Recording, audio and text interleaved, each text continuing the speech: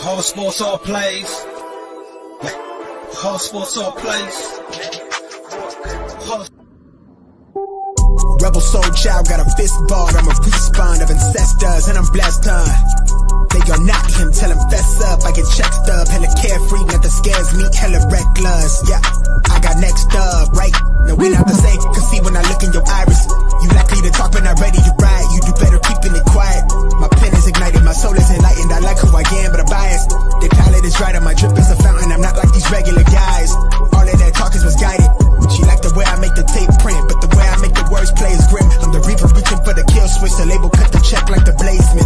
Something sparking where his brain is. The beat is somewhere where their prayers in. Geronimo, the way I make the bass jump when no parachute is tasted. What's going on, everybody? How's everybody doing tonight? I'm here, Jay Nez, my co-host, Josh. How you doing, man? I'm doing pretty good, brother. Just put my kid down to bed and now I'm getting ready for this show. How about you? I'm doing good, man. I'm doing good. I was just reflecting, man. Do you realize this is show number 32 in Ye- season 2? Yeah, it's not that's pretty wild, huh? Yeah, it's crazy, bro. Time's flying, huh? Yeah, I like how all last year when we were doing the show, it was more so like getting the flow of things and how we wanted it to go. And then this year we just kicked it off like full season. We got our style going through now. It's been perfect. Yeah, it really has been a lot more rewarding. Kind of just knowing on what we want to do, have a direction, kind of like second nature to us now. So we just kind of Mhm. jump on and boom, boom, we're right up in there. Yeah, and we've really diversified our audience too. Like I know you and I talked a lot about wanting to like bring in boxers. We've had a Muay Thai guy on. Pretty sure we've had a kickboxer, but we've had promoters. Uh, God, even not people from the commission, but I mean all over the place. Right, right, man. Yeah, like you said, that was the best way to say it. We really diversified a lot.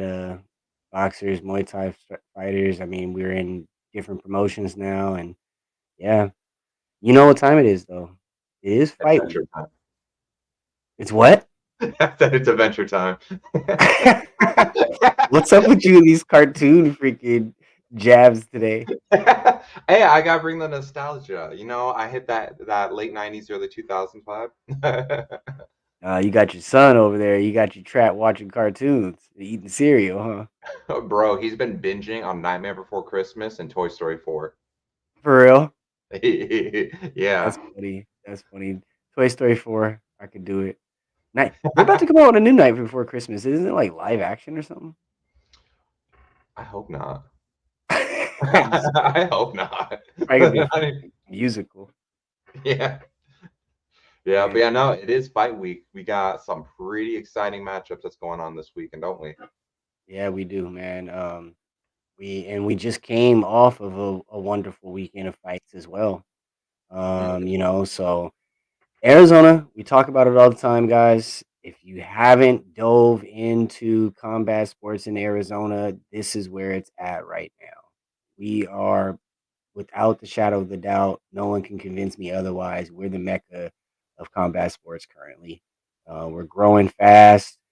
We got a lot of talent out here, homegrown, and we have a lot of talent that travels out here to be involved in what these promotions are putting on. Mhm. Yeah, it's crazy, especially because across the West Coast, you don't really see a lot of promotions that's covering as much as Arizona does now between MMA, Muay Thai, kickboxing, boxing itself, and everything. And bro, we got some major talent. We got multiple world champions that's now based right here out of Arizona. Like it's dope. Hey, if you guys didn't catch it, the Sugar Show announced tonight he's back in March. Yes, sir. Against Cheeto Vera, he's gonna get that redemption. Boy, he about to knock Cheetah out. Yeah, boy, I can't wait. I can't wait. I can't wait. I can't wait, man. He about to knock Mhm. him out. Would you give him Yeah. 2 rounds? That's what I'm thinking. I know Sean, he's coming with a big vendetta on this one because it was the whole thing with the loss in the last one, is him talking about how just that one kick caught his perennial nerve and then his leg shut down. Yeah, man. I know he's gonna be going after him this time. I can't wait for that fight. I can't wait for that fight. I wonder what's gonna be on that card. That is true. That is true. I wonder if they try to put Sean Strickland and Dragos Duplessis on it. No, Sean Strickland and Duplessis, I think, is in January. It's either January or February, but they announced that one too. Oh, okay. Yeah, that's gonna be interesting. I don't know how to flip that one. Yeah, but yeah, for those that don't know, throwing hands, we expanded as well. We are now um, doing Premier Fighting Alliance's pay per views. So all of our ones that are tuned in, they on a regular basis, they already know. But for those that don't, yes, we are doing the Premier Fighting Alliance pay per views, and this week, like we said, it's fight week, guys. So Mhm. this week, PFA 4, November 11th. Doors open 5:30. Show starts at 6. It's at the lovely DoubleTree Resort Hotel down in Gilbert. It's always a crazy drive. It's a heck of a drive, right? For real, because we come all the way from the opposite side over towards like Litchfield Park. Right? It seems like no matter what time we get started, bro, we're always in a rush. Like we'll talk at like 9, like, all right, let's start getting ready now. And then somehow it's like 5 o'clock. Like how the hell do we get there? I blame you. No, I'm kidding.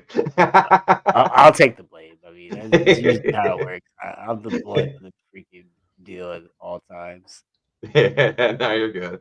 You're good. But what's exciting too is that not only are we broadcasting for PFA this weekend, but we got the promoter coming on too. And let me Yes, tell you sir. something. Let me tell you something. This guy is slick with his business, matching up the fights as he drops the mic. He brings the lights to the center stage to watch two guys fight looking deranged, ready to dish out some pain. He's going to shake up the industry to clean up the bad chemistry, calm the fighters aficionado, switching up the flow desperado. He's revolutionizing operations. The fight game enters a new stage of evolution. Ladies and gentlemen, he's coming in hot through foyer as he's the one and only Todd Whitmoyer. What's going on, my guy? Not much. How are you guys doing? Oh, we're Doing pretty good, good. man. I'm excited to have you on. How you doing, Ty? I'm doing good. It's a little busy this week, but we're having fun. We're getting it done. Yeah, he's Fight week, finalizing the fight week. card. Yeah, we're up to 18 fights, 18 locked-in fights, 2 title fights. Obviously, subject to change on medicals and everything, but right now that's what we're looking at. Nice, nice. And we got some title fights that's on this one, right? Yeah, we got 2 of them. A 115 title defense with True from Las Vegas and Bryce McDaniel from Tucson.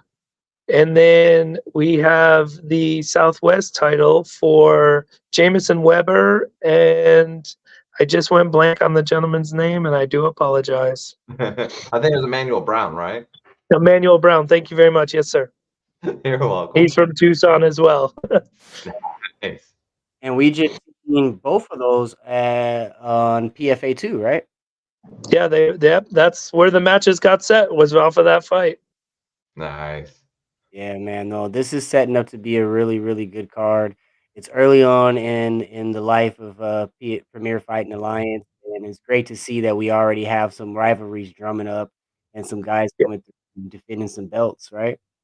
Yeah, that Bryce is already going to defend his, and then Isaac McCurry from Las Vegas has already defended his as well. So we're already defending belts. Hmm. That's Right. great too, especially so early on. And I know what you want to talk about, like part of the founding of Premier Fighting Alliance, what really motivated you, because there was really a lot of the fighters and the whole production leading up to it, right? Yes. The big thing about PFA, where wanting to do it is what I'll say, was to change the industry a little bit in my eyes. Just come in there, making sure the fighters get what they need, they deserve, and putting on a show that everybody's happy to come to. That was my focus. Hmm. Yeah. Yeah. It was definitely a need out here, and I mean, you're not new to the business by any means. You've been in it for a while. So what to you now that you're running PFA? what kind of sets Premier Fighting Alliance apart from other MMA promotions in the region, and what is your unique selling proposition that you have for it? I would say the to answer that question, it's going to sum it up as we're not just going to be MMA. We're not just going to be Muay Thai. We're opening the doors to a multiple level of promotions. That's one thing that I can offer all fighters. Which you see most people just do one or the other. I'm going to put in as many as three at this time, um, and see what we can grow from there. So that's one of the big things with PFA. The other is a great venue, a great show, all ages, fan friendly, fighter interaction. I mean, I've tried to put everything that I ever saw in my career onto this show that I liked.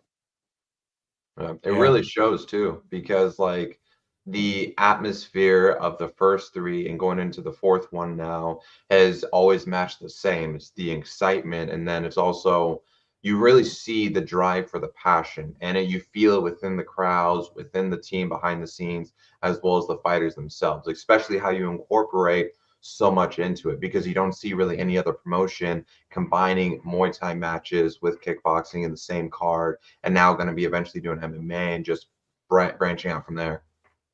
Yeah.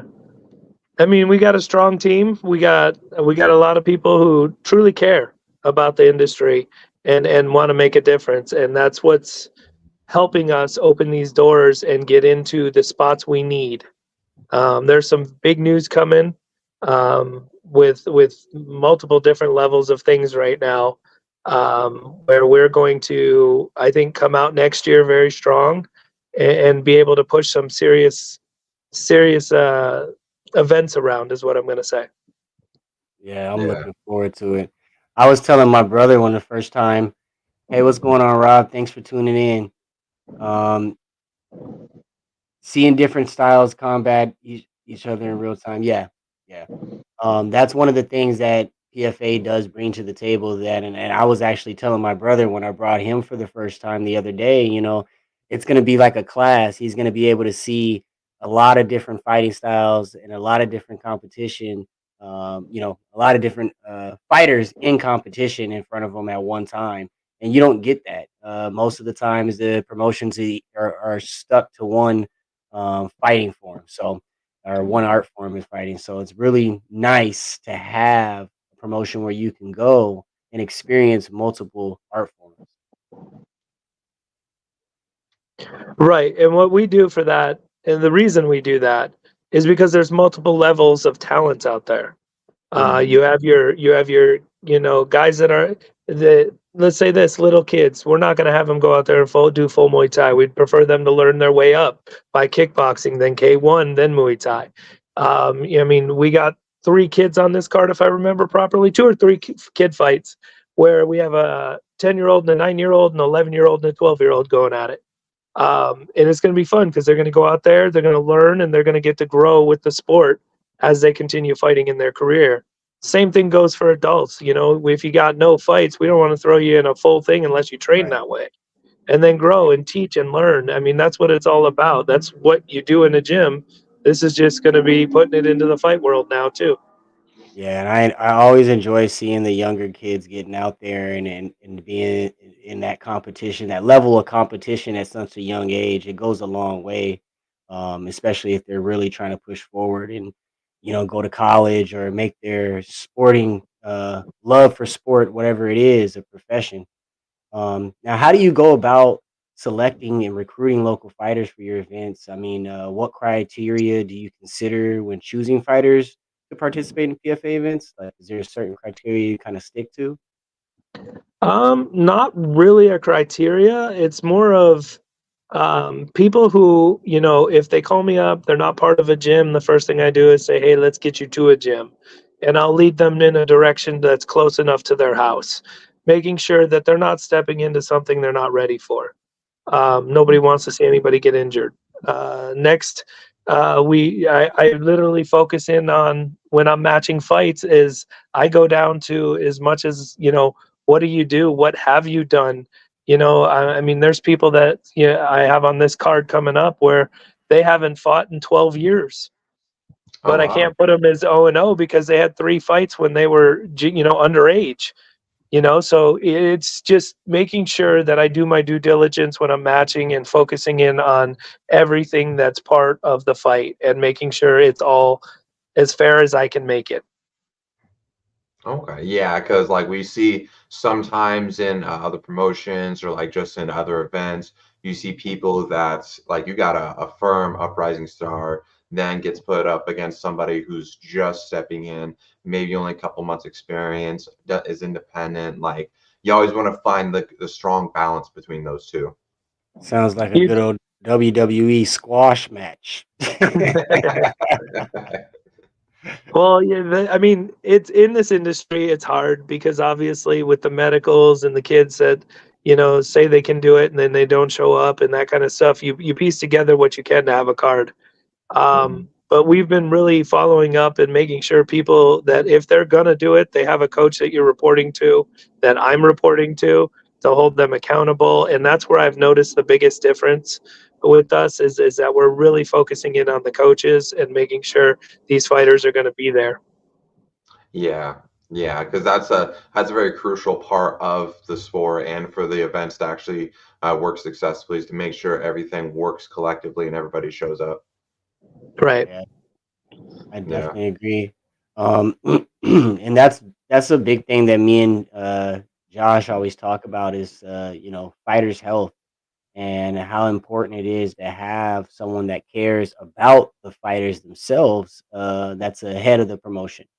And it's good to know that you keep those things in mind and you really make sure that you're providing a level playing field for these fighters to come in and hone in on their skills. That's the entire job right there summed up. But thank you. I mean, that is the hardest job is paying attention to every category and piecing it together and knowing who they train with and how that person trains their fighters and all that kind of stuff. And you have to be in this industry to know that kind of stuff. You can't just walk in and try it. Yeah, there's so many intricate details that goes on just in the day-to-day operations for every event. And like what's part of your long-term vision of PFA? Like where do you see yourself going in a sense you're planning to grow and expand and go from here? Well, a long-term idea, I mean, obviously, Rob and I have put this together, and we are very focused on growing it the right way, following the rules. I mean, I just had a good conversation with Danny with the commission about starting MMA next year. We've already picked probably about 5 or 6 dates for next year MMA, which I will not release right now, but is coming Oh, we soon. can't get one exclusive. uh, I got to get it fully locked in by the commission in All an email right. tomorrow, but I can say the month of March is looking good. All Um, right. so we definitely our plan for the future is to grow this obviously as big as we can make it, but without losing the foundation that we built it on.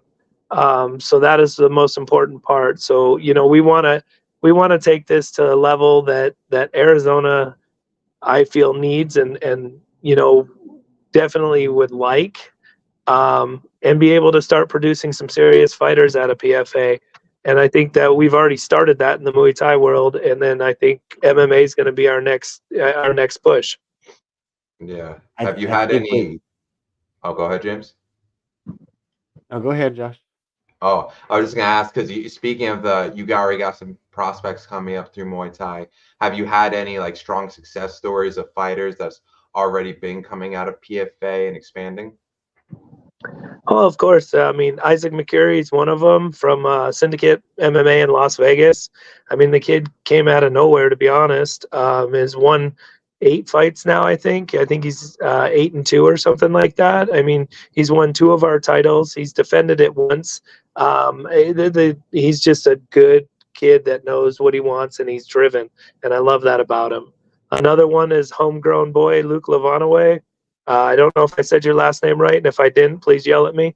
But that kid, I mean, we just went to Tucson and he won a fight down there. Everybody said he has problems with ground game, and we ended up choking him out in the 3rd round. So, I mean, just watching Luke grow through our shows has been a sight to see. And I mean, there's kids up and coming all over. I mean, Bryce has been around forever, but now we're finding him competition for more fights at his weight, not taking him at higher weights. Um, you got Jamison Weber from Legion MMA. That kid's a beast. He's going to be amazing. I mean, I can name a whole bunch of them. I just don't have that much time and or the list in front of me, to be honest. Um, but there's tons of kids that are coming through our fights, and I love watching a lot of them. They do so good. They are training, and you can tell when they're in that ring how committed they are, and that's what Arizona's been needing. That's what Arizona's been wanting. Yeah, you Yeah. said a lot of things that I just would double down on wholeheartedly because Arizona, it's really come on strong over the last couple years with in the fight scene, and guys like yourself. There's a couple other out there that are really doing a lot for the Muay Thai scene within itself, and to me, early on, this being PFA 4, I think that the regional pool that you guys have had has been tremendous. And that I think is going to push you guys uh, further quicker than what you guys would normally expect. So I just really like the regional pool that you guys have had. Like you've mentioned, the guys that you've mentioned, they are all beasts and they have bright futures. And to have them all under the one roof, under one promotion, is a very nice thing too. Yeah, I mean, you're bringing up the regional side, and then I'm gonna throw at you that I want to go bigger. so Right. we've actually already been discussing. There's a team coming from Texas that's going to be on the card this fight coming up this weekend, and it's not the first time we brought in a Texas team. So we're opening up more to Texas. I'm in conversations with teams from Florida, New York, where I'm from, Pennsylvania. We're the whole East Coast. I mean, North Carolina has a lot. South Carolina has a lot of fighters. They've reached out. So we're trying to open this up and make it more United States for now, getting going. And then obviously opening up some doors with the ISKA. I mean, they're worldwide. So why not get it out there and get worldwide going in here and get some world titles in here? Yeah.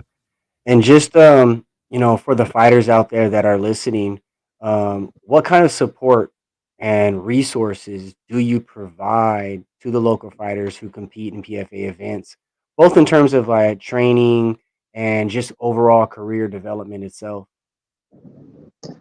Um, to answer that, I mean, I excuse me. Um, I would say that we're always there to answer questions. I mean, I've had a very long career. My partner Rob, he's had a very long career in the sport. We both are willing to help and guide people any given point. We love talking about the sport and how to make it better, and just literally find ways to help people grow to where their goal is. If I get told somebody wants to win a title, my first step is, all right, let's start getting you fights to get you that title. And then once they win a title, what's your next goal? And we go from there. It's just, I would say my biggest thing right now for helping people is I'm an open door. Um, you can come and ask me anything, and I'll tell you the truth and straight up honesty of what I'm looking at. Yeah. That's something I do have to give major respect for because, like, James and I, we always talk about how much support we have for fighters. Oh, we got Rob again. We all know that different promotions betters the sport. You can now take politics out of the equation, not to mention see the fights that we want to see.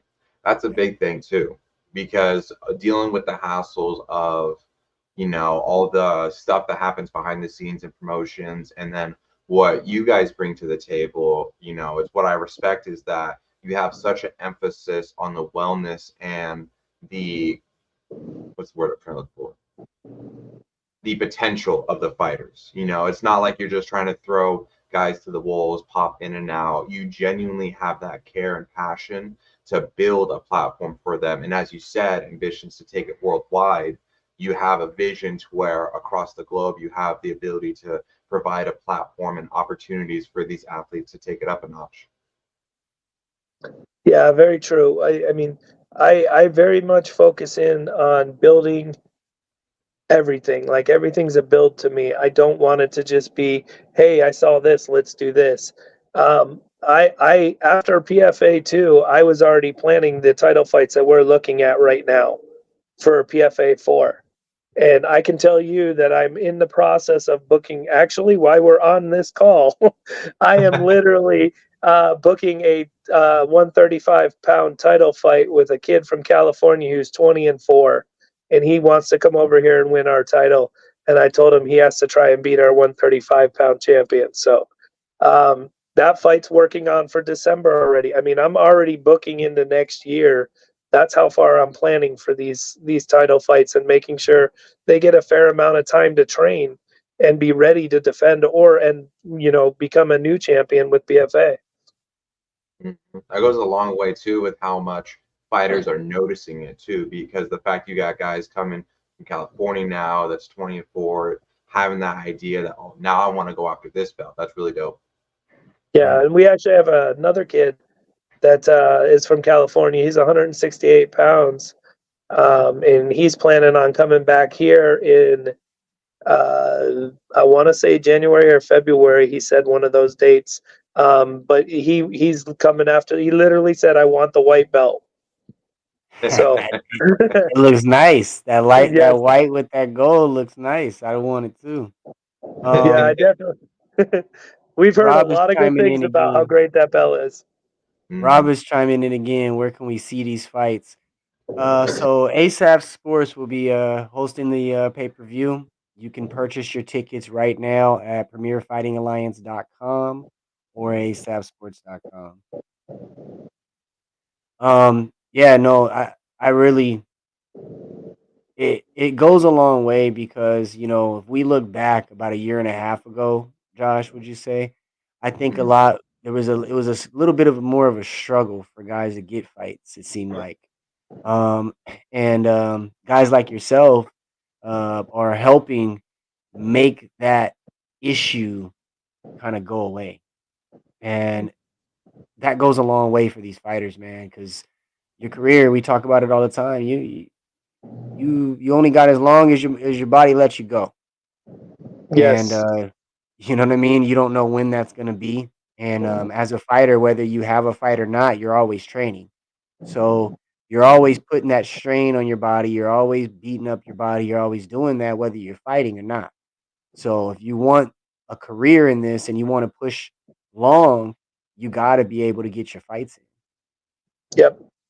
Because, like you said, it is a short window. I can tell you when I fought, my career spanned over almost 15 years, and everything I did was I'd get a fight every 3, 4 months if I'm lucky. Nothing was consistent, and that's what I want to bring is consistency. I want people to know that they can get a fight every month from us. Not as there's other people out there, and all the power to them. I want everybody to know that you get a fight where you want it and have fun with it, and just know that there's 3 or 4 options out there, and we're all going to take care of you. Mm-hmm. Yeah, and that's what like what James was talking about a second ago. Looking back even just a year and a half, 2 years ago to now, the diversity of opportunity has opened up tremendously for these guys to be able to expand more into the field of Muay Thai, of kickboxing, and not just be solely caught in the box of MMA or boxing only. So it's Right. really cool to see that. And now, only because you brought it up with the other California guy, 168, I'm gonna have to pick the brain and ask the question: do we see him possibly challenging the winner of Jameson versus Emmanuel? Yeah, I think so. That as soon as you It definitely that it popped in. no, it's that or depending. There may be some inside information that I have that Luke may go into another step in his future, and which means that title will be vacated. So there's options. I'm already planning for whatever we can find with that. So, And but I mean, this kid, the kid from California, 168, he's 13-1, and he's got a lot of title belts behind him. So whoever gets to fight him is going to have some fun. And I gotta give my hats off to Skywalker, man. I watched that fight this past weekend, and he did. Whoever say he doesn't have much ground game, I don't know, because he was on the ground the whole fight. It seemed like, and he pulled it out, and that was a rough And one. So yeah, he hats off fought to one of the Skywalker. yeah, he fought one of the strongest wrestlers I've seen in a while. Um, the Mordecai brothers are very, very good. I can't take anything away from them. And they that was a good fight to watch. Let me tell you. I mean, I know that it was up and down, and I thought for sure, it came to the third round. I honestly think I told Luke, you need to choke him out or knock him out to win, and he turned around and did it. So can't really argue. Yeah, Yeah, Luke too. It seeing how he kicks and just how his performance is, it makes sense with his background in soccer because he was in Major League Soccer Yep. and his ability to translate that athleticism over. Like what tripped me out the most, my favorite part about when he fought James Weber for the vacant title for PFA one was that leaping spin kick that he transitioned into a spinning back fist as followed with a straight. Like, I'm mad that I didn't get the camera shot on that because that was such a beautiful transition. it really was. It really Yeah, was. he did. He's got a ton of talent. I mean, the kid. I say kid because I'm 50, but the kid is amazing. He's got a ton of talent. He can do it all. And I mean, everybody has their flaws, and everybody's got to get better. We know all that. That's part of the sport. But Luke has come a long way in a short period of time, and it's very fun to watch. hmm Yeah. Yeah, He's yeah. exciting too, man. And one thing about this game, for all the young and up and coming fighters out there, you know, you definitely have to have a following. You got to build a following as you go, and that's one thing that Skywalker has done. Um, Yes, so he's, eh, he's definitely got a following that goes around with him. So for sure. Yeah, absolutely. And what one question I know I wanted to ask you too, especially with how things are evolving now and like what PFA is now bringing to the table. How do you see like the future of combat sports evolving and like your own plans to adapt to it with the growth of social media, how it impacts combat sports, especially with how you plan on scaling up nationwide, worldwide? Well, the one thing I will say that I love that social media has done is it's starting to true up the records in the state. As not only a promoter but a matchmaker, being able to find records is very hard. You're really relying on a lot of people, to be honest. And with social media, it's made it easier to be able to jump into accounts and go look and say, looks like you got like 5 or 6 fights, not 2 or 3. Not that we run into that a lot, but it does happen. So to bring up social media, I'm a big fan as of right now because, like I said, most people put everything on there, and it makes it a lot easier to track for the hmm matchmakers to really know. And I do want to throw out there that the ISK rankings are out there. It's on azfightresults.com. In the top 10 fighters in each weight class are now listed in there. Male and female champions are listed on there. And it's still being updated all the time. I want to thank Shauna from AZ Muay Thai for helping out. She helped out putting it all together for me. So that's all done now. So we now have the ISK rankings up and running. So we got a lot of things that are helping level that playing field with matches and correct records and things like that.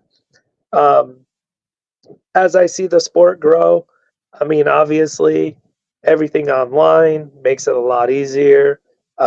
Opens up many doors. I mean, there's doors opening for PFA. I've gotten a call from. It started in Finland and now it's added Norway and Sweden to open up our pay per view.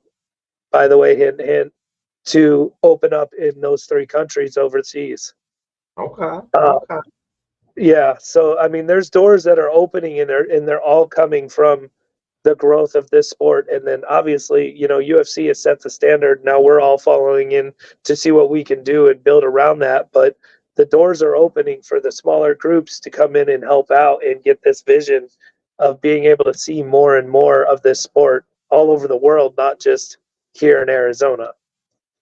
Yeah, especially too at this level of the game, you don't see as much development. So to lay a foundation does wonders for the sport as a whole. Right, Yeah. and I think that's what we came in working in. I mean, um, we built a lot of things to help, recording and keeping track, and then obviously, with you guys and Flash Media Sports in the past, we built in the keeping track of fights and being able to let the fighters review their fights so they can learn from them and grow. A lot of people weren't even being able to see their fights unless they personally had a phone up there recording it. We're just trying to help it make it better for fighters to be able to get their loved ones to see the fights if they're not here, as well as just here get better, or you fix this or whatever it may be for them. Mm-hmm. what do you feel? Because I know you've fought in the past, you've had your career yourself. How do you feel it means for a fighter's career, especially in the early portion of it, to kind of have a home base to kind of fight out of and kind of get a little bit more familiar with their surroundings, be a little bit comfortable, and kind of go in there and hone in and do what they came to do, more than get ruffled by the traveling and being in a new environment and all that stuff that goes along with it as well. I'm a firm believer in find a coach that meets your needs and stick with it. I've had two coaches my entire 15 years of fighting. Nico Fernandez from Two Knuckle, but back in the day it was Nick's Kicks, and then Clement Vieira with Hard Knocks. And both of those men are still in my life today for what they taught me through the fight world. And I still call and ask them for help. Literally, I will be honest, I was on the phone with Nico before we started this call. Wow. So, And that's true uh, love right there. yeah, I mean, if you find the right coach and that home you guys are talking about, yes, I agree 100%. Having that right person in the corner can change every single fight for you. Mm-hmm. Yeah. Another question, Rob. How proud were you of Nagano stepping into the boxing realm and giving it to the WBC heavyweight champion of boxing and having an arguable match? Um, I'll go first. We can kind of roundtable that if you want. Um, I personally, I kind of felt Nagano was going to be able to kind of hold his own, but he definitely surprised me about. He beat him, if you ask me. With He beat him with significant strikes. He beat him with kind of overall output of what he was bringing to the table, and he kind of controlled the ring itself. So I was very surprised and very happy with his performance. I'm gonna have to agree. I mean, I definitely was happy with his performance. I think anybody coming over from one sport into another has to be given credit right there and there, Mm-hmm. because it's hard. I mean, you train MMA and then you're stepping in boxing. You got to take away half your stuff. Yeah, you throw hands, but you're taking away all the other body limbs that you use, and then you're going in there against the best, arguably the best in their division, in their weight class, and you hold your own very well. You can't take that away from any fighter. Anybody that steps over the boundaries, I'm always going to say, you know what, props to them, because they stepped over the boundary of the sport and they held their own with the top in the notch of or the top notch fighter in that weight class. They earn my respect. Mm-hmm. Yeah, especially too, like we've seen so many guys transition over to boxing, and even just the style of clinching, grabbing up, being able to operate, maneuver yourself, and your agility and your ability to counter shots is a Or throwing completely different. elbows. Yeah.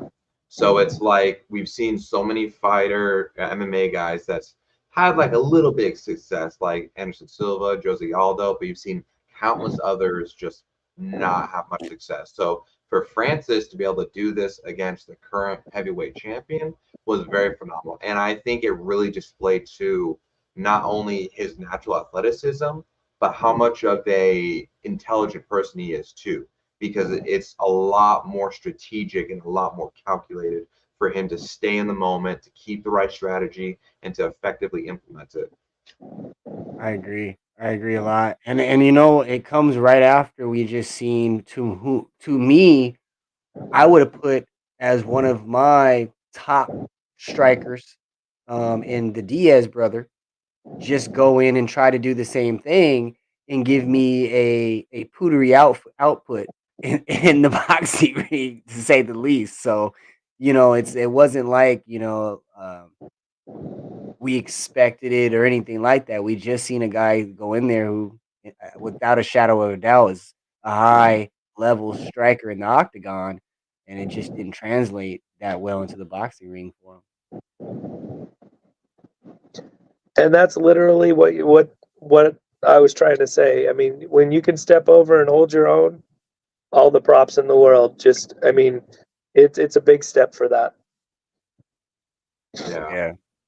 Yeah, absolutely. And I know that we've touched on it a little bit, but I want to be able to kind of narrow it down because I really want you to be able to provide yourself an opportunity to talk about like the true values and the principles that you feel you yourself, Rob, and the team for PFA and PFA itself is now providing for this sport and for the fighters.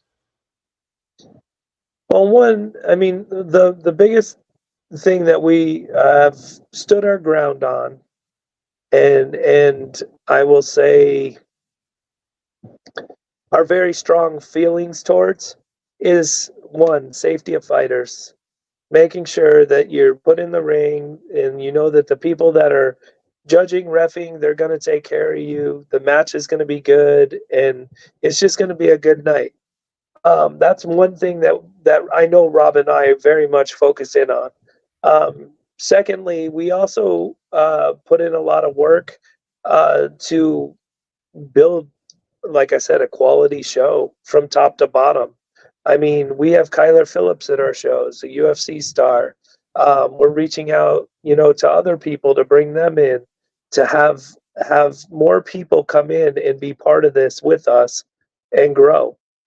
Um, PFA is meant to be a show that everybody can come to and enjoy. That is my biggest focus right there. Is, you know, you're going to go there, you're going to see quality fights, you're going to have fun, and you're going to be able to forget about daily life for 5 to 6 hours on a Saturday night. Hmm. Yeah, that's what I love about it too, because it's, you know, me being a book nerd, a quote that I always like to think of that PFA is really prominent of is tabula rasa, which is no precedented ideas before, a new foundation. So to be able to provide a new outlook into the sport and provide a new platform that's able to create so much opportunity for the Jameson Webbers, the Luke Levan ways. You got Isaac McCary, Bryce McDaniel, even True Sim that's now challenging Bryce for the title. So it's really great to see this new foundation rise up, provide such a high level form of entertainment for people to, like you said, forget about the daily struggles, be able to just enjoy something and not be so worried about everything else. So it's major respect to Right. that. Thanks. Yeah. And that's one thing too, and I'll kind of ask you in a sense, because that's one thing I always talk about and try to emphasize is the youth. Or in this case, maybe the youth in this case might be the amateur that's trying to get himself into the world of fighting. What advice would you give to aspiring MMA fighters, Muay Thai fighters, looking to get involved with Premier Fighting Alliance, or just any other local promotions in their journey to becoming a professional fighter? One, find a gym, find a home. I'll always start with that. Once you find that, y- everything else will fall into place if you find the right coach, when you find the right coach. Um, from there, I would say, you know, any fighter that's looking to open a door, to call me up. we'll discuss it. I mean, my number's plastered everywhere. Give me a call, give me a text, ask what you have to do, and I'll tell you. I'll get you in the process. I'll get you started, and we'll start figuring out when's a good time for a first fight. I mean, obviously, we're not going to throw you into the first fight the first night. We're going to give you time to train and everything like that. So, for any fighter that's looking or has any questions, feel free to reach out to me, and we'll get you taken care of. Yeah. Yeah. And I will say, man, just from being in the community, I don't know, Josh, you could probably second it. If you guys are thinking about it, go into one of these gyms. Um, Arizona has a lot of gyms out here, and these guys that are running them, are so down to earth. Majority of them, very arm opening, welcoming. Just walk in, try it out. You'll probably fall in love and never want to leave. But there's a lot of them out here, and they're very opening, very welcoming. You know, Dragon MMA, Dragon Snake MMA, Legions MMA. There's Baker's MMA. I can go on and on. There's so many out here, so definitely try it. Um, I can pretty much tell you there's a gym on every section, and wherever you're at, I can tell you the closest gym to you, which one you would probably want to go visit, and for what you want to do. So, yeah, there's tons of gyms in this state. There's awesome gyms in this state. They produce amazing fighters. We have them on our cards. I can't argue. They all these coaches give up a lot of their personal time for this, and they're amazing for what they do. And I appreciate every coach out there, as well as every fighter. Thank you guys for being part of whether you fight on PFA or not, but being part of this world, because that's what opens the doors for everyone else. Shout out to Jared in the comments. Thank you for tuning in, man. Yeah, we have a couple questions we usually ask on our way out, so I'm gonna hit you with a couple of them. I'm gonna switch it up a little bit to kind of gear it towards you a little. Okay. So when you were fighting, what was your go-to meal after the weight cut? After weigh-ins, Mm-hmm. before I learned what cutting weight was really like with Wendy's, and You then said after Wendy's? Wendy's, Okay, so you went to Wendy's. What was the order of Wendy's? Was it specific uh, every time? every time bacon, the number two bacon, large with another burger, and that's why I always had trouble making weight at the beginning part of my career. After I got smart and figured it out on how to lose weight and do it properly, it was a veggie pizza. Nice. Okay. Yeah, Okay. and then Pizza I would eat. always finds its way into everybody's post-fight meal. The You pizza need the somehow. carbs. You need the carbs.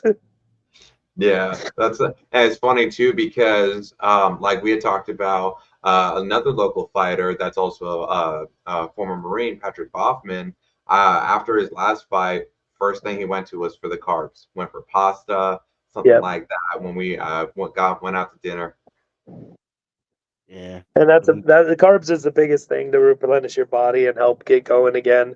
So after you've cut all that weight, yeah, anybody knows you have to eat carbs right afterwards.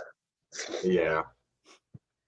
Yeah. So my second question to you is, now as a matchmaker and promoter, what is your favorite division, favorite weight class to watch?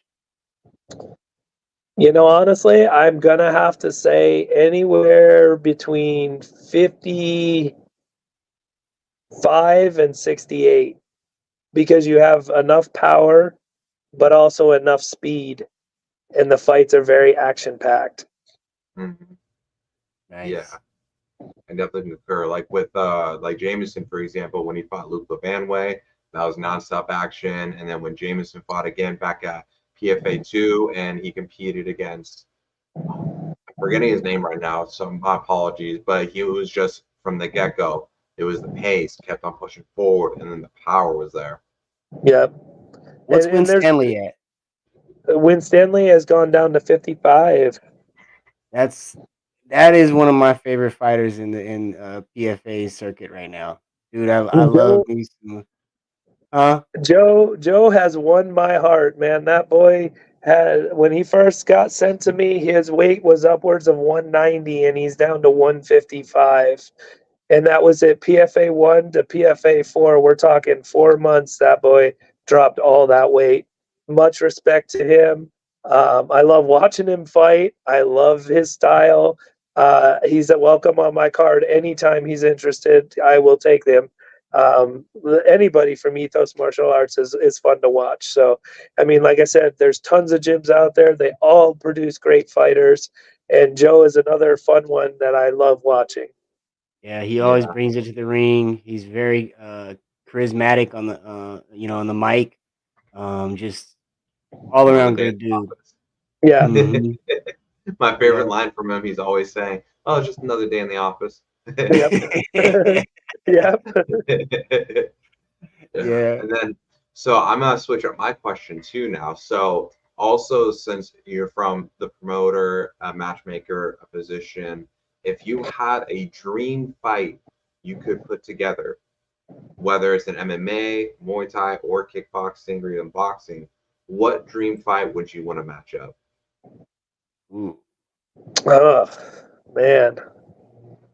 Now this is alive, dead, active, or retired. Honestly, I'm really looking for the future of the sport right now. So I'm gonna say the kid from California, um, and I just don't want to throw his name out there because he doesn't know I'm talking about him right now. So I apologize. But the one that's 13-0 with or 13-1. Um, I would love to see him in with Luke or Jameson. Oh man, Mm. I think that would be some serious bombing going on right there, and a lot of fun to watch. Ooh, that I You like know, that. I like Luke and Jamerson was a treat because it was literally just the brute strength versus just a very very technical striker, and it was a really really really good fight. Lived up to the hype a little, even exceeded it, man. That was a really good matchup right there. Yeah, I think that has been one of the best fights we put out there. I think actually there's been so many. I can't say Good that few. because in the last 13 years of putting on fights, um, I have seen some amazing kids coming up, and I can't sit here and name them all. There's so many of them that I've seen come and go or move on to better things. And it's kind of cool to see them grow so fast because we're putting on so many fights that they're growing so consistently that that's what it makes me get up and do what I do every day. that. That's where the social media comes in like special benefactor because now with that consistent competition, they're also getting the exposure to help progress their career too. Yep. Yep. Yeah. And then other promoters are seeing them, which is opening doors in other states. There's just so much good coming right now that there's really nothing we can say that out there that that can't be worked on or can't be fixed because there's so much in the positive right now. Hmm. And that's why I liked how you just put it right there. Like, we see that there's always like some type of promotion mentalities that they want to keep the fights themselves, but it's how much focus and care you have for the athletes just for them to have opportunity is major respect. Thanks. Yeah, I mean, we literally, I mean, I'm willing to help promoters. I'm willing to help. If I know somebody that would fix a hole or fill a match, hey, reach out to me, ask, because I mean, I've helped two in the last 3 weeks, so I don't have a problem. I mean, I'm not all about PFA and just me. I'm about what's best for the fighters, and if I can't find something for them and someone else can, I will send them on to wherever they need to go to make a fight. Mm-hmm. But it's better if they're PFA, so we get to cover it. No, I'm kidding. Yeah. I mean, obviously, I am a little favored towards my own thing, but yes, ultimately, when it comes down to it, it's all about taking care of everybody that I can and making sure I do the right thing. So, Yeah, no, we can't wait to see you back in there, Jay. For sure, Jared. We definitely can't wait to see you back in the ring, man. Um, so my last question to you, Todd. I'm gonna give you a Big Mac here. I'm gonna put two in one. All right. all right. All right. So first half of the question is, who inspired you growing up to obviously become a fighter? But I also, in that question, want to know who also inspired you to switch over to promoting. Like, who did you look up to in this fighting world for promotions? All right. For the first half of the question, who inspired me? There was two people, one extremely close to me, and another one I loved watching him fight. So the one I loved watching him fight was Roy Jones Jr. Mm. Um, I watching him, I was like, man, I would love to be there one day, you know. And then the one that's very personal and close to me, much respect for my older brother. I would have never done this if it wasn't for watching him, as much as I hate to say this, lose his fight. I came back saying I was going to get that guy at 175 when I was walking at 147 and had no chance of ever fighting that guy. But I ended up making it all the way to 175 and winning the same title my brother had when he was fighting. So it was, uh, so I'd say my brother and watching Roy Jones Jr. growing up, those are the two main ones that as a fighter. Now, as a promoter or matchmaker type idea, I honestly never had that in my vision until two things happened. One day, um, my old coach, Clement Vieira, had opened up a sanctioning body, the WMTA, I think it was. And he called me up and said, "Hey, you want to do something?" And I said, "What are you asking?" And about 20 minutes later, I became a matchmaker. So that's how that started. Um, and I figured it out on my way. It was a lot of questions going, how do I do this? But I mean, even way back then, it all came to the heart that, I was trying to build. I wanted to build and do something right for all the fighters.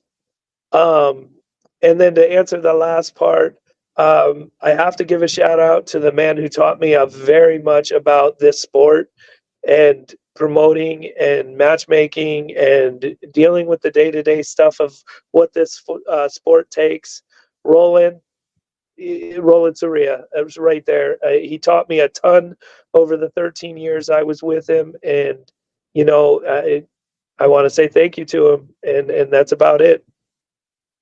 Yeah, you know, definitely we've seen some chimes go around Facebook, social media. Me and Josh are kind of embedded in the works of combat sports in Arizona now.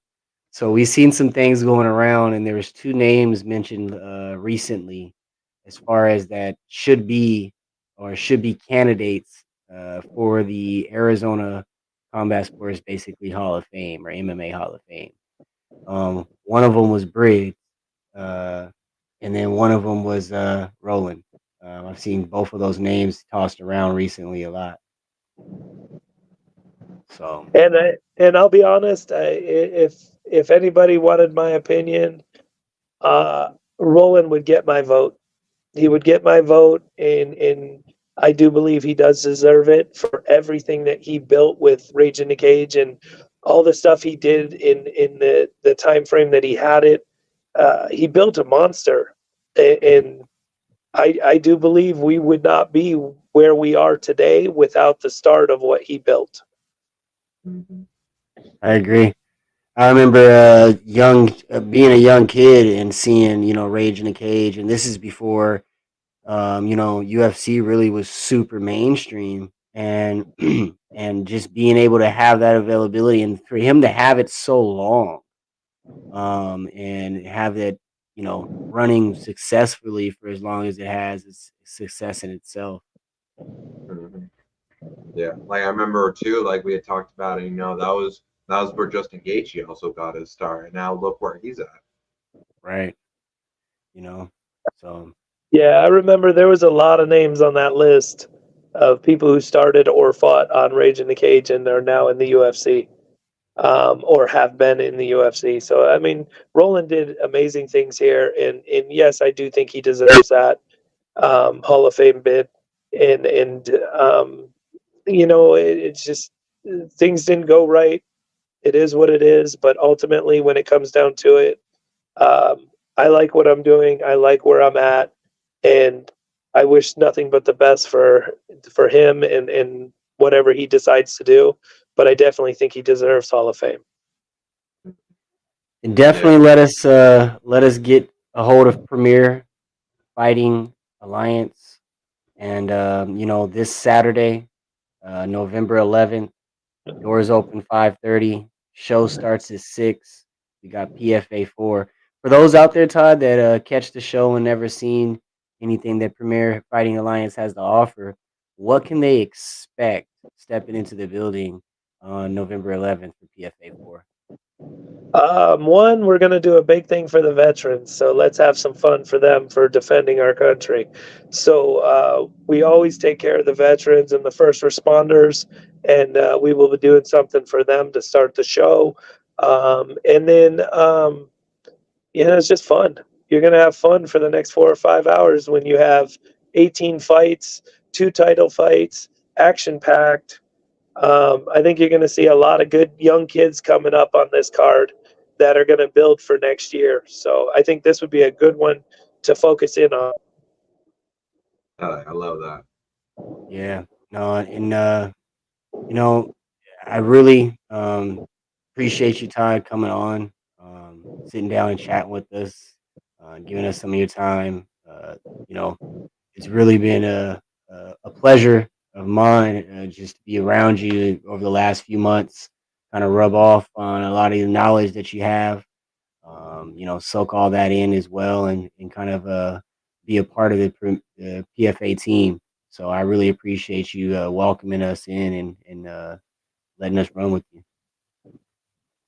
I appreciate you guys. You have no idea how much.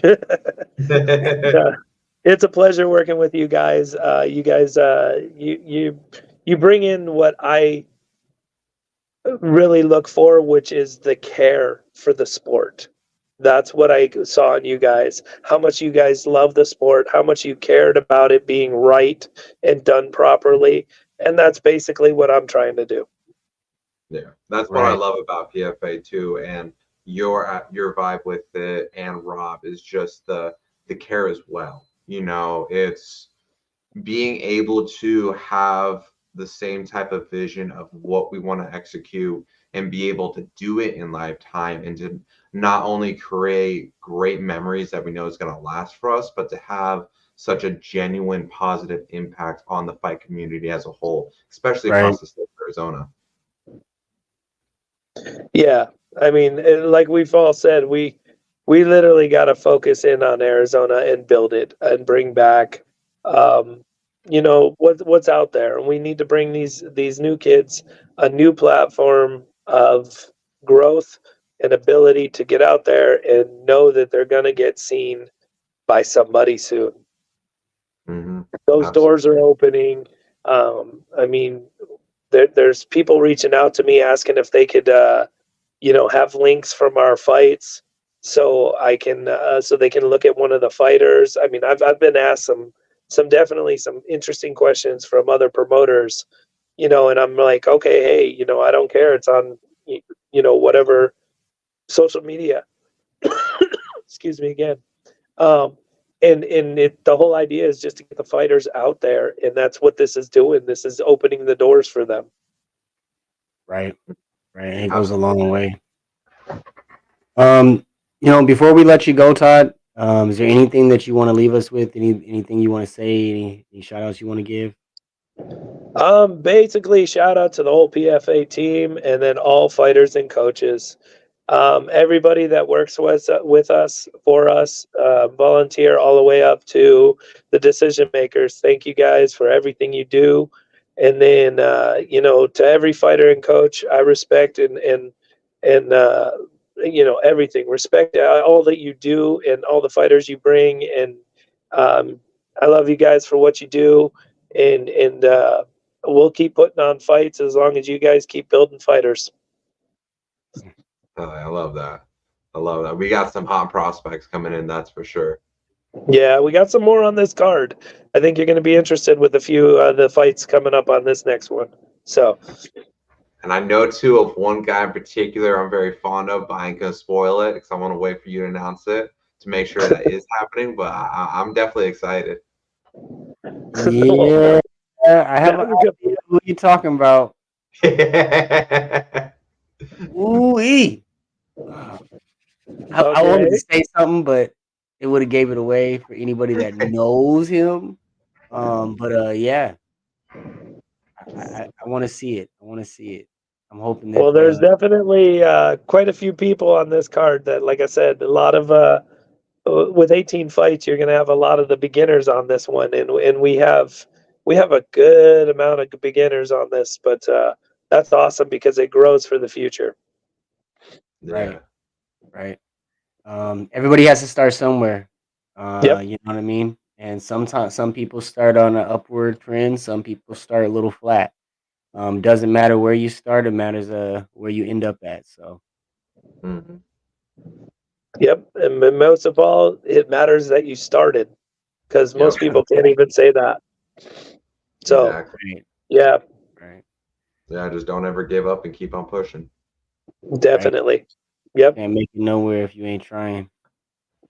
But yeah, man, Todd, we really appreciate you coming on and sitting down with us and letting us dig into you and what PFA has to offer. We now have had you and Rob on.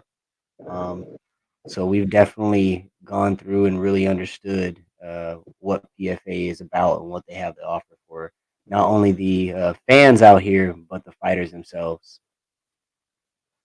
definitely. And I appreciate you guys. Thank you for having me.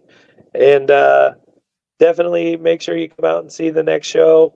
Anybody watching, I know you guys will be there, but anybody that's watching, come out and see the next show. It's going to be a blast. Yes, We'll sir. have to have you pop in for a quick pre-fight interview, give your predictions. Yeah. Right, That right. if I have time, we'll try that. Well, for sure. Well, we'll see you Saturday, or we'll see you Friday.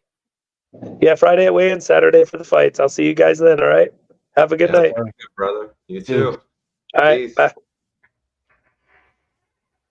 Oh man, another really, really, really good one, man. That was a good one. That was a good one. Like I especially you could tell the longer that the guest is on, the more fun it is. Right, right. Because it's more of shooting the shits by that time. We get into that hour mark, man. We've been shooting the shit. Yeah. Yeah, it was really cool. God, I want to bring up who is going to be fighting on the card that we know, but I'm Don't like, you do it, Josh. I Don't I'm you not do it. I'm not going to do it. Okay? When did you switch to the accent? Can somebody grab it for me? My arms are too short. I can't reach it. Yeah, no, I'm Man, excited, man. And me I was too. actually looking back at some of the interviews too. Uh-huh. Dude, Jameson, he's a serious uprising star. Just the potential he has, his fight personality going into it. I think the last interview we had did with him broke over like 10,000 views. Yeah. No, there's a lot of guys in the circuit right now that really have the opportunity to do something with just a little bit of light shined on them. Hmm. There's some heavy personalities, like we talked about the Win Stanleys. You got the guys that already have the following. We've talked about the Van Ways, the Skywalker. You got the guys that have the power, the physique to go on a mean streak. We talked about the Webersons. So what I'm really looking forward though, man, is not gonna lie, I can't wait till the MMA portion of this comes around because Right. then we're gonna open up to them other gyms, man. I miss my Baker guys. You Bro, that's what I know, was thinking of just now.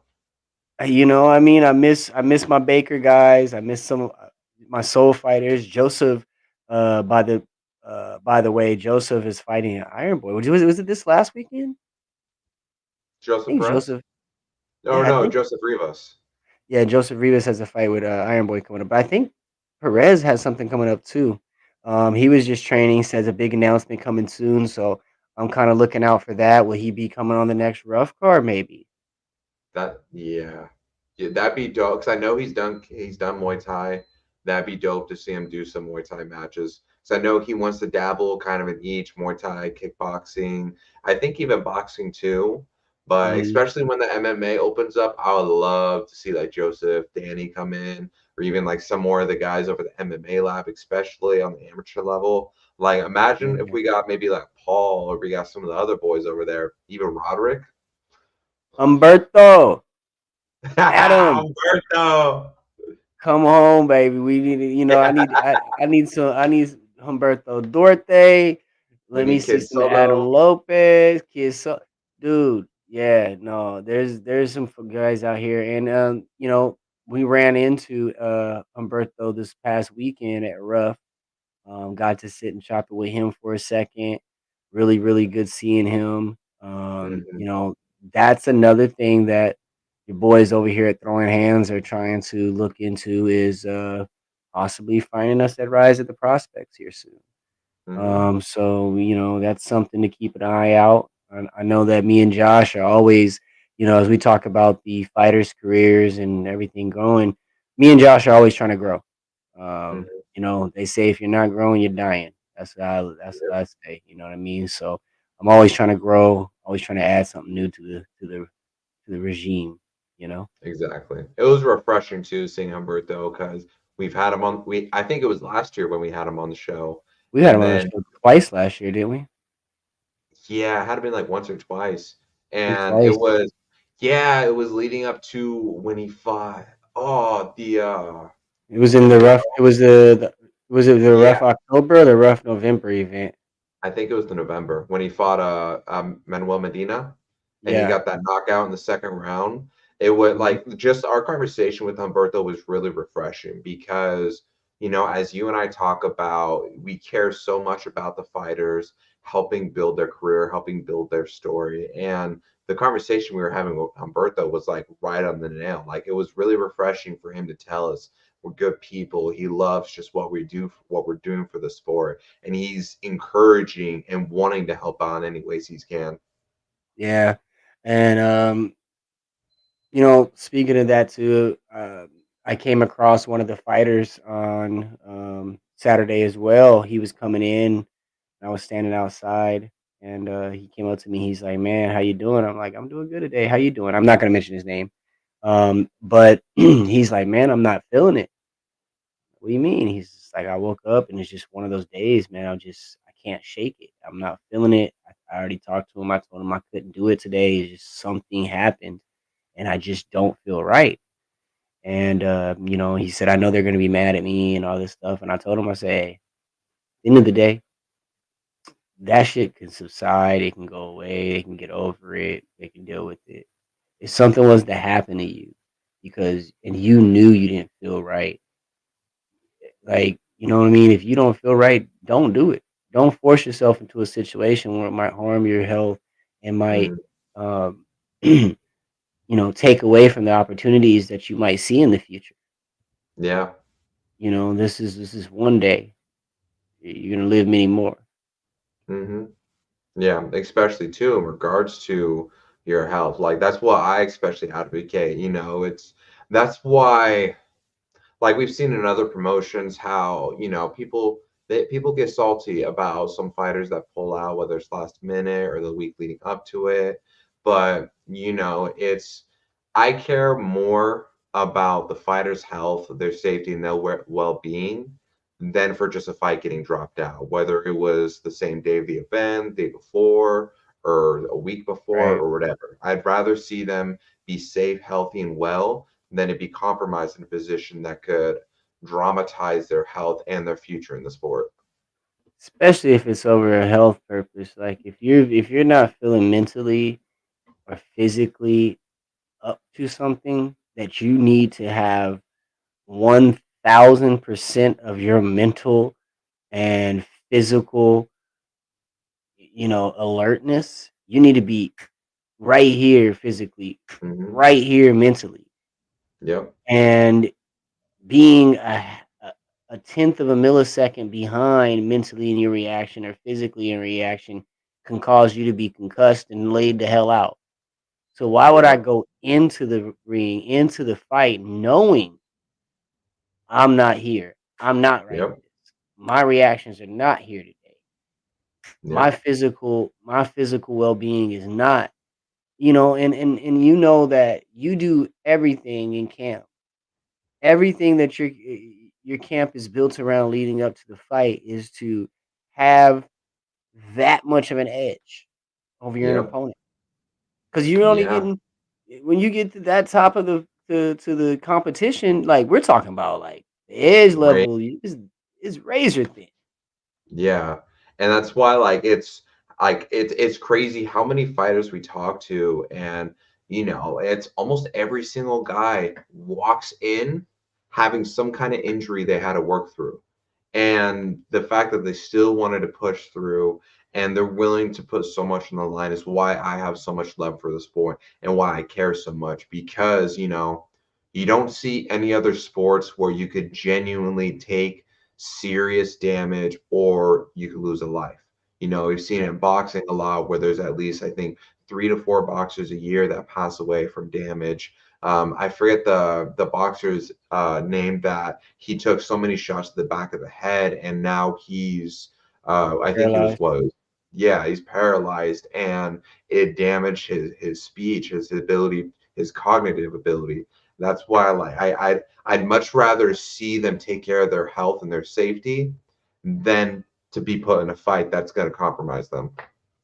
100%, man. I mean, you know, Josh, it's very simple. Um, the world is crazy. The upper echelon of the world is built around exploitation. Yep. How can they exploit the person below them to have some type of financial gain from it? And that's one of the things that I always, emphasize with the fighters, whether it be, in the class, the level we're at right now, or even looking at where we talk about UFC, boxing, all these other, basketball, football, whatever it might be.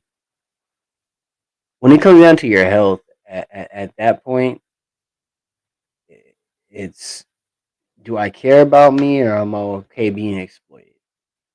Because if you're going in there and overcoming injuries because of a camp because you have to fight, and it's met it's kind of something that you expect from a fighter almost now, Hmm. because of the way their camps go, because of the type of stuff they endure during that process. Yeah. And then you look at like these basketball players and everything else, and they're taking days off. They're putting rules in to prevent them from being able to sit out just because and stuff like that. And Yeah. it's crazy, like I was just saying with the dude that, getting into the octagon or coming in that day didn't feel right. Not to say the promotion is trying to exploit you, but don't let anybody talk you into getting exploited just to Hmm. protect some image or make sure that somebody doesn't be upset at you. Because once you're damaged, man, or once something happens, it's no turning back. There's no going back to that moment and saying, "Nah, let me Hmm. turn left and right." You know? Yeah, exactly. That's why I take personal pride in it with ASAP Sports Network. That's the network that's by the people, for the people, and of the people. Because we both know, as many bittersweet moments we have, going into each event, and with so many fighters we become invested in, we both know that we have no desire to continue the exploitation, and in fact give fighters a better platform to protect themselves, to protect their livelihoods, their careers, their ambitions, their dreams, and just their way of life as a whole. And it's one of the things I like about what we're putting together. Because as you know, Josh, I'm always talking about the kids, Hmm. kids, help the youth, do this, do that. I haven't had a lot of opportunity, as much opportunity as I've wanted to over the last year or so, but I want to do more of those reels and those sittings that we did at like high school football games. I want to do Hmm. more to provide them with more exposure to get them out, more outlets. And, you know, as we do this for the fighters, as we do this for the high school football and the high school basketball, and we do this when I cover ASU, or one of our guys covers the Diamondbacks, or whatever it might be. We're building this conglomerate that's helping each other. Hmm. Our fighting coverage and the fighters are helping our high schoolers and our high school coverage. Our high Yep. school coverage and those high school football players, those athletes, are helping our fighters in our fighter coverage. And it's just one big circle. And Yep. just trying to do our part to give another platform, Hmm. to be seen, and you know build that career up. Yeah. Provide our due diligence. I do diligence, man. Fight you're looking the fight you're looking most forward to seeing. Looking forward to seeing the most This weekend or just in the this general weekend. atmosphere?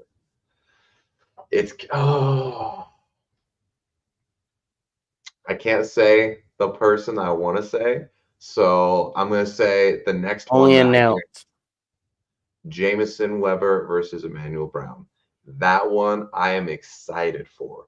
It's going to be another bittersweet, but I just know the raw talent and potential they have. Their fight is going to be a war. Yeah. That post fight interview with Emmanuel. Uh, you know, he's a warrior.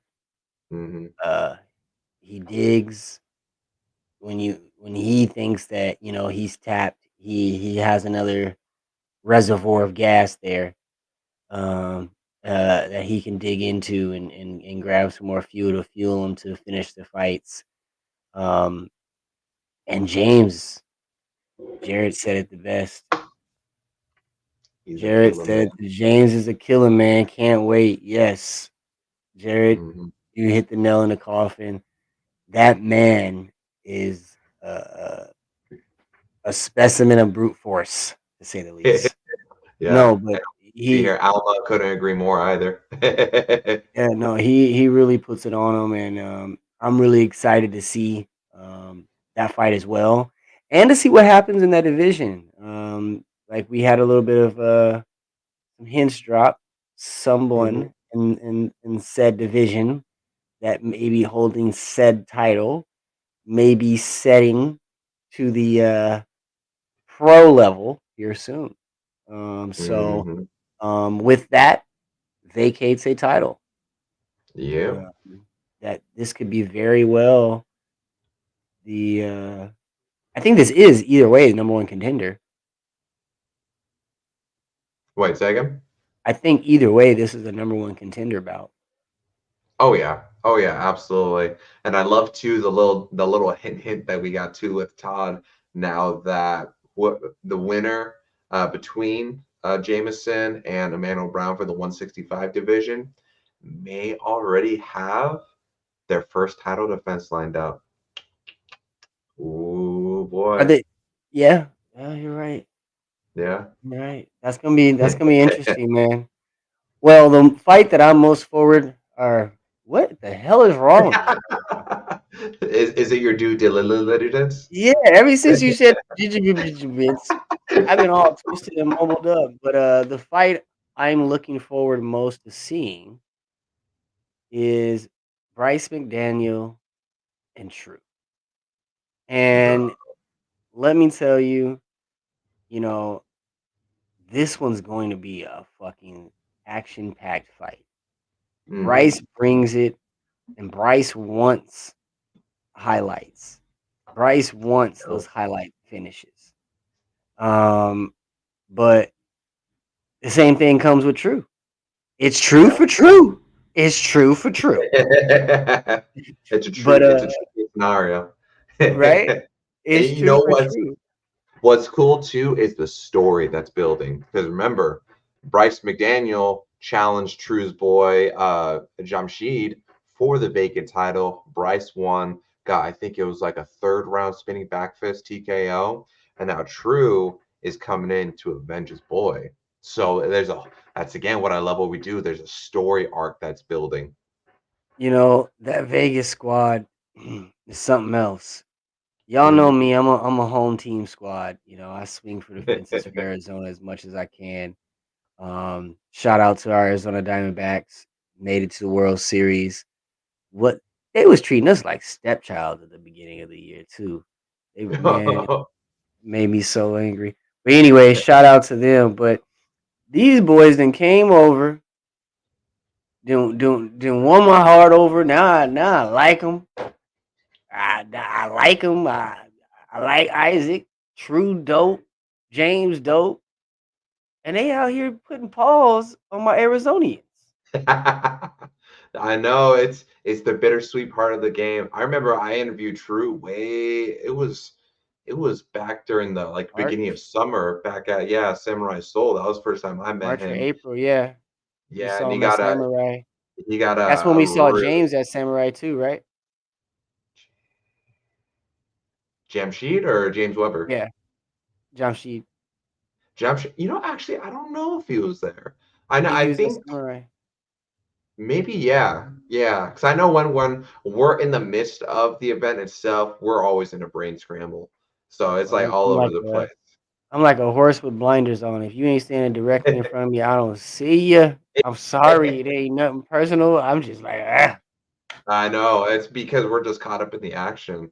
But I'll tell you Yeah. one thing I gotta give a shout out for my favorite intro to an interview with Bryce McDaniel. I start the interview with him. His first response is, "What's up, baby?" Yeah, that's one of the dopest openings. No, I'm really intrigued by how that fight's gonna go. They're both fast paced, bring the action to their opponent, don't back down, no Hmm. nonsense type of fighters. So it's gonna be a freaking battle from start to finish. And like you said, they want to redeem that. He wants to get that revenge back for his boy. And I don't know about you, but I want to be a team riding home on a 5 hour trip with two titles instead of one. So Yep, yep. But now, McDaniel, well, go ahead.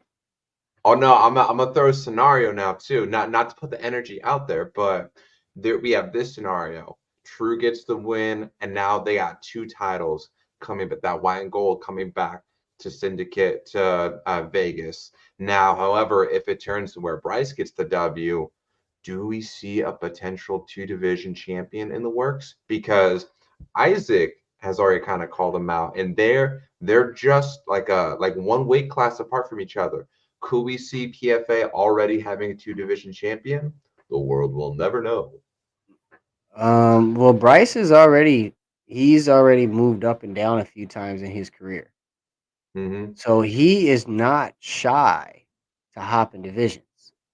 Yeah. Now, like you said, at PFA 3, we did see, and this is, I like the fact that they have the platform, Hmm. because we do get guys like Isaac who that adrenaline's pumping, Yeah. feeling good. He's with his squad. He just got a victory, got that belt on his shoulder. And you're right, he was kind of throwing a little slingshot action towards Uh, McDaniel. So a little Salt Bay action. a little. You can't even see my hand on this mug. I got too much. You just see the claw. Yeah, it look like a space claw, like an alien hand or something. But yeah, you never know. That that's a little rivalry. That those gyms are starting a little rivalry there. hmm that'd be the hands down my favorite part is that part of helping build a story is that you don't get the entertainment factor forced. It just comes naturally on its own with the progression of their careers.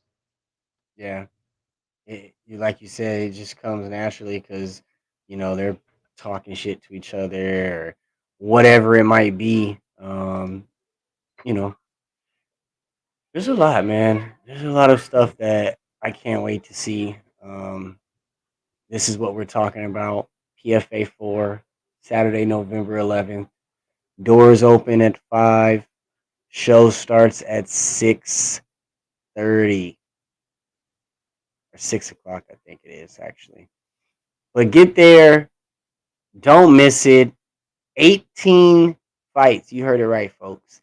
hmm 18 fights. Where else are you gonna go to see that?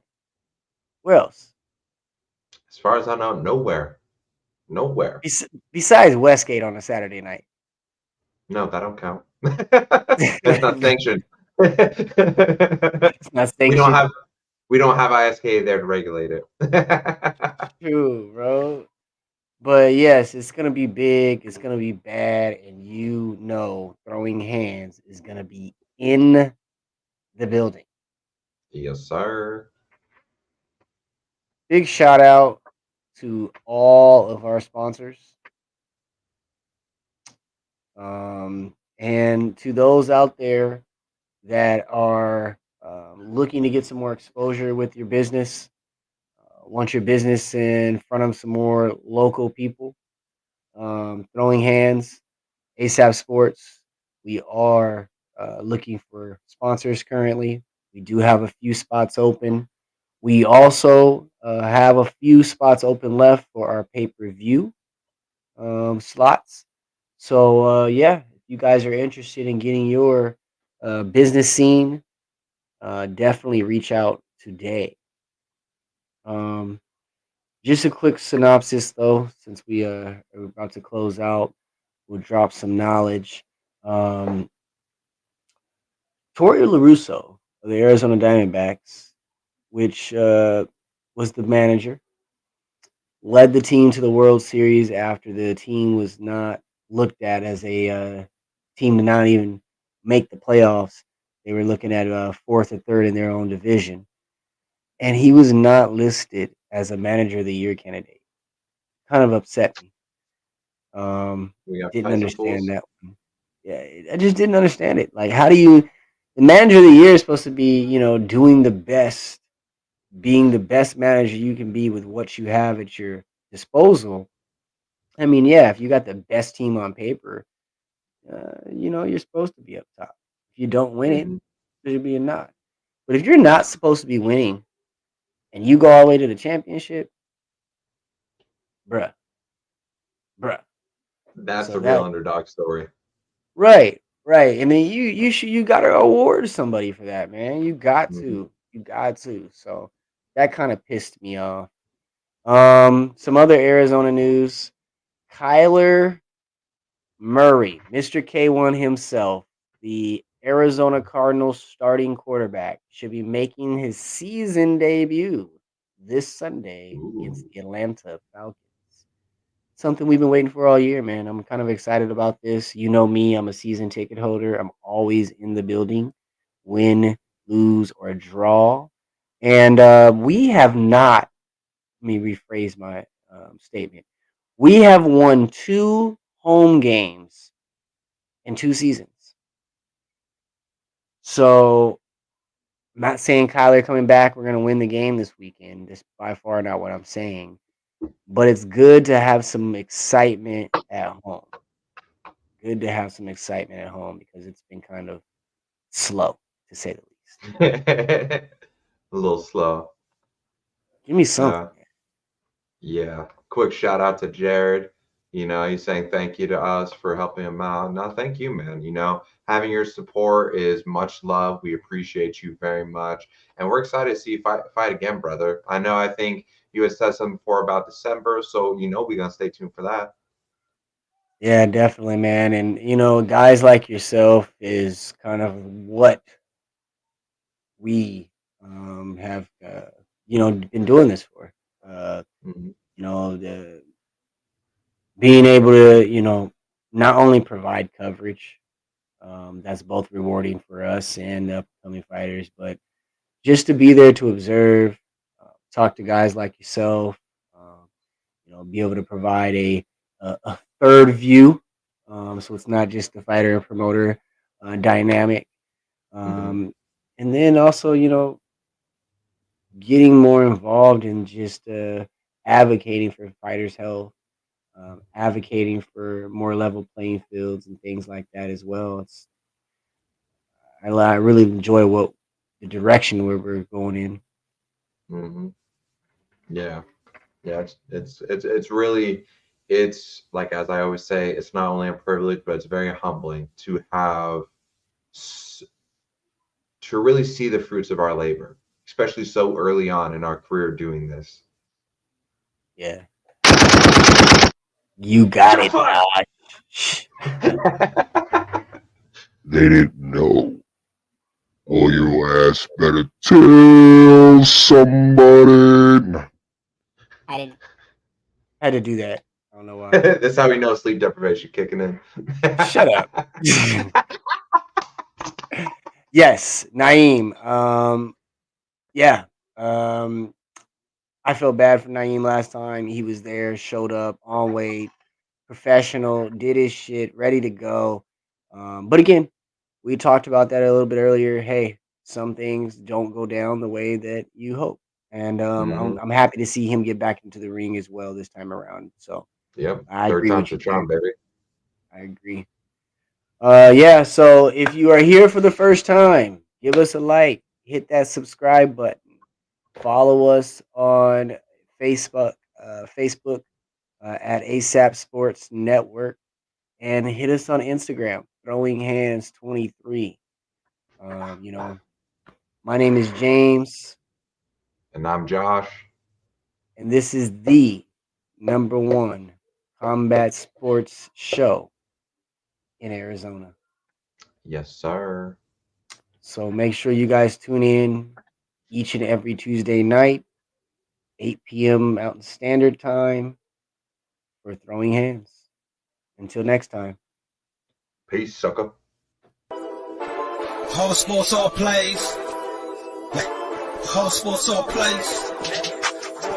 Whole Rebel soul child got a fist balled, I'm a respawn of ancestors, and I'm blessed, They gon' knock him, tell him fess up, I get check stub, hella carefree, nothing scares me, hella reckless, yeah, I got next up, right, no we not the same, cause see when I look in your iris, you likely to talk but not ready to ride, you do better keeping it quiet, my pen is ignited, my soul is enlightened, I like who I am but I'm biased, the palette is right and my drip is a fountain, I'm not like these regular